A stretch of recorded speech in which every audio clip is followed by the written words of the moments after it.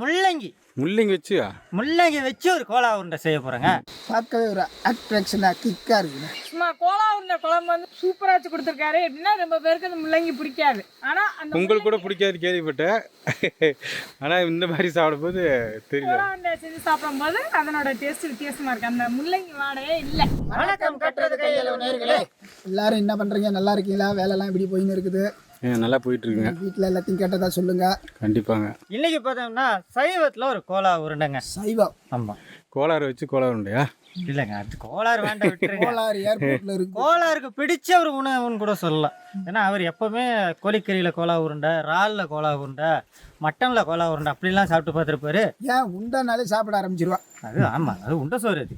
ஆனால் இன்னைக்கு நம்ம செய்கிறத பார்த்தோம்னா முள்ளங்கி வச்சு ஒரு கோலா உருண்டை செய்ய போகிறேங்க.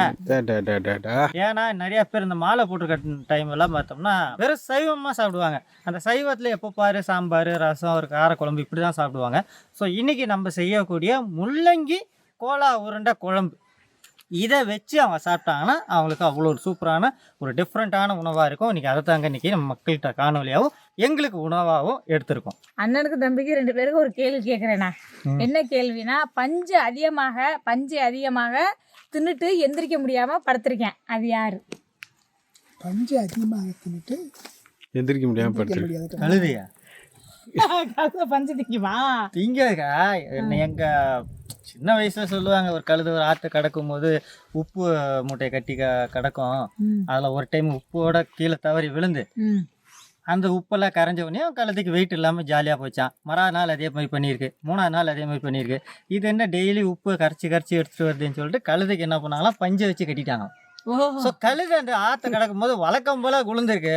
விழுகும் போது அது பஞ்சு நல்லா வெயிட் ஆகிட்டு இருக்குது. அது எந்திரிக்க முடியாம தட்டுவாய் போச்சா. அதனால எனக்கு அந்த ஒரு நல்ல கதையா இருக்குது கூட.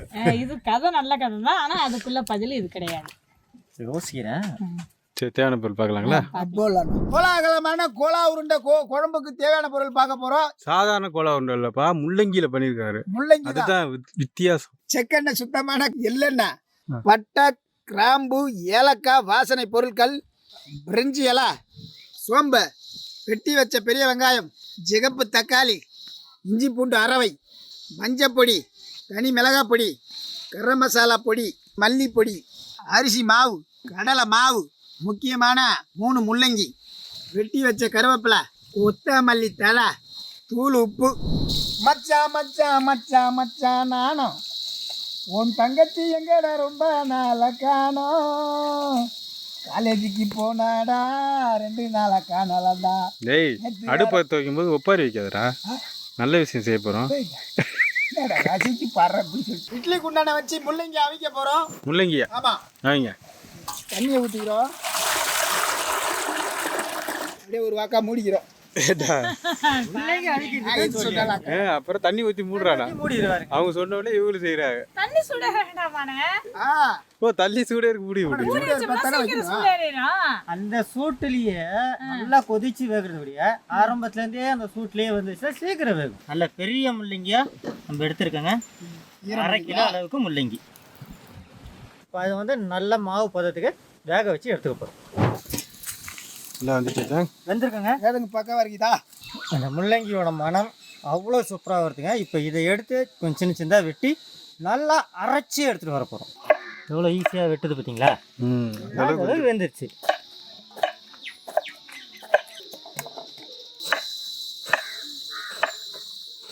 முள்ளங்கியா நல்லா அவிச்சு எடுத்து கட் பண்ணி பக்காவா அரைச்சிட்டு வந்திருக்கோம். முட்டை பேஸ்ட் மாதிரி இருக்கு. ஆமாங்க. இப்போ இது கூட ஒரு சில பொருட்கள், அதாவது கோலா உருண்டைக்கு தேவையான பொருட்கள்லாம் போட்டு இதை இன்னொரு செய்முறை செஞ்சுட்டு அதுக்கப்புறம் தான் கோலா உருண்டை குழம்பா மாற்ற போகிறோம். ஒரு 1/4 டேபிள் ஸ்பூன் கம்மியாக மஞ்சள் தூளுங்க. கோலா உருண்டை எத்தனை பேருக்கு எடுத்துருக்கோம்? முள்ளங்கி அளவு சொல்லலை. அளவு சொல்லும்போது எங்கே போயிருந்தீங்க? அளவு சொல்லும்போது நான் இங்கே தானே இருந்தேன். கண்ட பக்கம் அலைஞ்சிக்கிட்டு இருந்தால் அப்படி அளவு தெரியும். 1/2 கிலோ முள்ளங்கின்னு தெளிவாக சொல்லிட்டோம். ஆனால் எத்தனை கோலா உருண்டை வரும் நம்மளுக்கு தெரியாதுங்க. ஆனால் இதுதான் ஃபஸ்ட் டைம் நம்ம ட்ரை பண்ணுறோம். அதனால தான் முள்ளங்கியோடைய அளவு சொன்னோம், கோலா உருண்டை அளவு நாங்கள் சொல்லலை. ஒரு டேபிள் ஸ்பூன் அளவுக்கு மிளகாய் தூள், 1 டேபிள் ஸ்பூன் அளவுக்கு கரம் மசாலா, தேவையான அளவு உப்புத்தூள், ஒரு 50 கிராம் அளவுக்கு அரிசி மாவுங்க, ஒரு 75 கிராம் அளவுக்கு கடலை மாவு, 1 கொத்து அளவுக்கு கருவேப்பிலைங்க. கருவேப்பிலை ஒரு கைப்பிடி அளவு மல்லித்தலை, ஒரே ஒரு வெங்காயங்க பொடியாக வெட்டி. இந்த மசாலாவை நல்லா கெட்டி பதத்துக்கு நம்ம பிரட்டி எடுத்துக்க போகிறோம். ஒரு 50 கிராம் அளவுக்கு கடலை மாவு மிக்ஸ் பண்ணி நல்ல கெட்டி பதத்துக்கு கொண்டு வந்திருக்கோங்க. நம்ம இதை அப்படியே நம்ம குழம்புல சேர்த்தோம்னா கரைஞ்சிரும். ஸோ இப்போ என்ன பண்ண போகிறோன்னா குழி பணியாரம் பாத்திரம் வச்சு லைட்டாக வறுத்து எடுத்துக்க போகிறோங்க. அப்படி வறுத்து எடுத்துட்டா இந்த மாவு சேர்த்துருக்கிறதுனால முள்ளங்கி நீர் காயினால் உடையாமல் நம்மளுக்கு கோலா உருண்டை முழுசாகவே கிடைக்கும். கையில் கொஞ்சமாக எண்ணெய் தடவிக்கிறேங்க. சின்ன சின்ன உருண்டையாக நம்ம குழி பணியார சைஸுக்கு ஏற்ற சைஸில் உருண்டை பிடிச்சிக்கிறேங்க.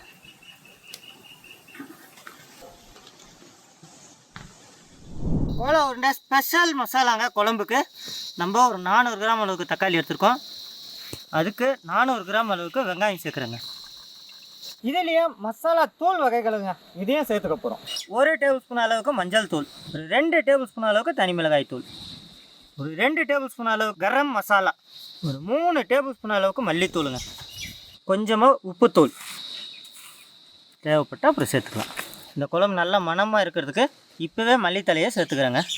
நல்லா தாராளமாக ஒரு 2 கைப்பிடி அளவுக்கு மல்லித்தலை. இதை எல்லாத்தையும் அரைக்கணுமாண்ணா? கண்டிப்பாக அரைச்சி எடுத்துகிட்டு வரணும். அப்போ தான் இது ஒரு வித்தியாசமான கோலா உருண்டை குழம்பு நம்மளுக்கு கிடைக்கும். கண்டிப்பாக கெட்டியாகும் தூள் வகைகள்லாம் சேர்த்தனால. இப்போ வெறும் வெங்காயம் தக்காளி மட்டும் அரைக்கிற மாதிரி தான் தண்ணி தேவைப்படாதுங்க. தூள் எல்லா தூளும் போட்டிருக்கிறதுனால கண்டிப்பாக கொஞ்சம் தண்ணி சேர்த்து தான் அரைச்சி எடுத்துட்டு வரணும். குழிப்பணியார பாத்திரத்தில் கொஞ்சமாக எண்ணெய் சேர்த்துக்கிறேங்க.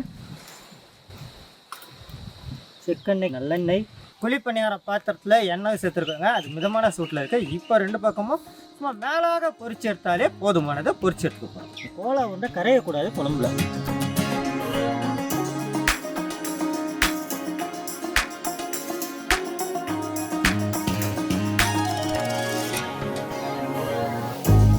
திருப்பி விட்டுக்கிறோம்.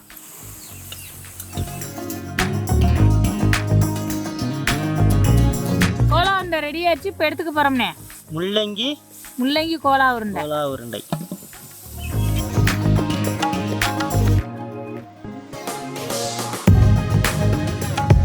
இந்த மாதிரி வந்துச்சுன்னா போதுமானது. ஆவாரம் பாயா பயந்தாங்க போன செட்டு எடுக்கிறதுக்கு. பயப்படவே வேண்டாம், ஈஸியாக வருது. முள்ளங்கி கோலா உருண்டை தயாராக இருக்குங்க. இப்போ அதை குழம்பை மாற்ற போகிறோம். அதுக்கு 100 கிராம் அளவுக்கு செக்கெண்ணெய், எள்ளெண்ணெய் சேர்த்துக்கிறோம். அடுத்து கோலா உருண்டை தாளிப்புங்க. ஒரு 20 கிராம்பு, ஒரு 10 ஏலக்காய், 2 துண்டு பட்டை, 1 ஸ்பூன் அளவுக்கு சோம்பு, ஒரு 4 பிரிஞ்சி இலைங்க. பட்டை, கிராம்பு, ஏலக்காய், சோம்பு, பிரிஞ்சி இலை, ஒரு 100 கிராம் அளவுக்கு இஞ்சி பூண்டு அரவை. நம்ம ஸ்பெஷலாக ஒரு மசாலா கொடுத்தோம் இல்லைங்களா, இதை அரைச்சி கொண்டு வந்தாச்சு. இப்போ இதை சேர்த்துக்க போகிறாங்க.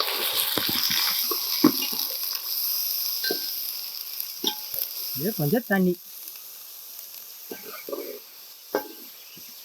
இன்னைக்கு ஏதாவது தேடுறீங்களா உள்ள? ஆமாங்கண்ணே, கோலா உருண்டை குழம்புங்கிறாரு. கோலா உருண்டை காரமே தேடுறேன். கோலா உருண்டை தேடுறாங்களா உள்ள? அதுவும் தெரியுங்களா? கோலா உருண்டை அதுவும் முள்ளங்கியில் கோலா உருண்டை தயார் பண்ணி தனியாக வச்சுருக்கோம்.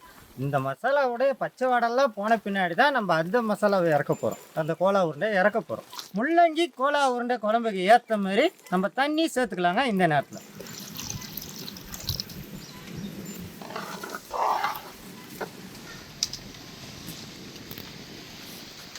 நல்லா குழம்பு கொதிக்குதுங்க. இந்த நேரத்தில் முள்ளங்கி கோலா உருண்டையை இறக்கிக்க போகிறோம்.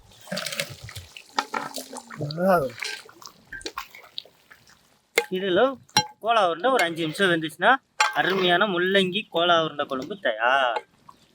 சூப்பர். குழிப்பணியார பாத்திரத்தில் வச்சதுனால உடையாமல் வருது பாருங்க. ஓ, அதுக்கு தான் வந்து பொரிச்சு எடுக்கிறது. அட்டகாசமான புதிய முறையில் முள்ளங்கி கோலா உருண்டை தயார். குழம்பு. பசிக்கிற இடங்கள்லாம் சீக்கிரம் வந்து சேருங்க. உருண்டையை கிளப்புங்கள். கிளப்பலாமா? கிண்டி எடுக்கிறாரு. சாந்துபா.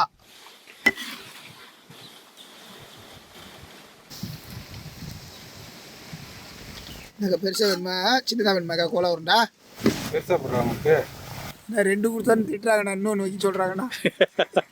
புதுவிதமான முள்ளங்கியில் ஒரு கோலா உருண்டை குழம்பு செஞ்சுருக்கேங்க. அதை சுவைச்சு பார்க்க போகிறோம். இதெல்லாம் கோலா உருண்டை உண்டையாக உடைக்கிறோம். எப்படியா அரைச்ச மசாலாவோட கோலா உண்டியை கொஞ்சோண்டு உடைச்சி சாப்பிடுவோம். பருப்புண்ட குழம்பு மாதிரி வருதுல்ல. ஆமாங்க. ஆனால் ஃப்ளேவர் பார்த்தோம்னா முள்ளங்கியோட ஃப்ளேவர் தான் இருக்கும். பார்க்கவே ஒரு அட்ராக்ஷனாக கிக்காக இருக்குங்க. சும்மா கோலா உருண்டை குழம்பு வந்து சூப்பரா வச்சு கொடுத்துருக்காரு. எப்படின்னா ரொம்ப பேருக்கு அந்த முள்ளங்கி பிடிக்காது. ஆனா அந்த உங்களுக்கு கூட பிடிக்காது கேள்விப்பட்டேன். ஆனால் இந்த மாதிரி சாப்பிடும்போது தெரியல. கோலா உருண்டை செஞ்சு சாப்பிடும்போது அதனோட டேஸ்ட் வித்தியாசமா இருக்கு. அந்த முள்ளங்கி வாடையே இல்லை.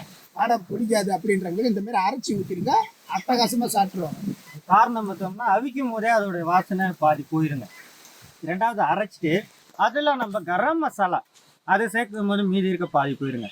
அது போக நம்ம தாளிக்கும் போது பட்டை, கிராம்பு, ஏலக்காய், சோம்பு இந்த மாதிரி வாசனை பொருட்களும் சேர்த்துருக்கோம். அதோட எல்லாம் சேரும் போது முள்ளங்கியோட வாசனை சுத்தமாக இருக்காது. இன்னொன்று பார்த்தோம்னா முள்ளங்கிலேயே நம்ம அரிசி மாவும் கடலை மாவும் போட்டோம். அது போக அந்த வெங்காயம், கொத்தமல்லி சேர்த்தோம் பாருங்க. இதெல்லாம் சேர்க்கும் போது அந்த வாடையே இருக்காது, சூப்பராக இருக்கும். அதே போல தான் நம்மளுக்கும் இன்னைக்கு இந்த முள்ளங்கி கோலா உருண்டை குழம்பும் சூப்பராக வந்திருக்குங்க. அட்டகாசமா சமைச்சு கொடுத்துருக்காங்க மாஸ்டர் அண்ணன். ஆனா நான் கேட்ட கேள்விக்கு சாப்பாடே சாப்பிட்டு கூட முடிக்க போறான். இன்னும் பதிலே சொல்லல. 2 பேரும் பஞ்சு அதிகமாக சாப்பிடுவான். அதிகமாக தின்னுட்டு அவனால எந்திரிக்கவே முடியாத அளவுக்கு படுத்துட்டு இருப்பான். படுத்துட்டு இருப்பான். ஒன்று தலையணை இல்லைன்னா மெத்தை. சரியா சொல்லிட்டாரு. இதே போல வித்தியாசமான சமையல்களை தொடர்ந்து வர உங்களுக்காகவே காத்துட்டு இருக்கு. அதுக்கு நீங்க செய்ய வேண்டியதெல்லாம் நம்ம கட்டுறது கையில் சேனல்ல லைக் பண்ணுங்க, ஷேர் பண்ணுங்க, கமெண்ட் பண்ணுங்க, சப்ஸ்கிரைப் பண்ணுங்க, மறந்துடாம பெல் பட்டனை பிரஸ் பண்ணுங்க. எங்க அது சத்தம் அதிகமாக கொடுத்துருவோம்னு நாங்கள் சத்தம் கொடுத்தோம்னா ஃபேஸ்புக்கில் பேஜ் இருக்கு, அந்த பேஜை லைக் பண்ணுங்க, ஷேர் பண்ணுங்க, ஃபாலோ பண்ணுங்க. இன்ஸ்டாகிராம்லயும் பேஜ் இருக்கு, கட்டுறது கையில் பாண்டி, அந்த பேஜை லைக் பண்ணுங்க, ஷேர் பண்ணுங்க, ஃபாலோ பண்ணுங்க. அடுத்த ஒரு புதுவிதமான சமையலோட உங்களை வந்து சந்திக்கும் வரை உங்களிடமிருந்து விடைபெறுவது கட்டுறது கையில் குடும்பம். நன்றி, வணக்கம்.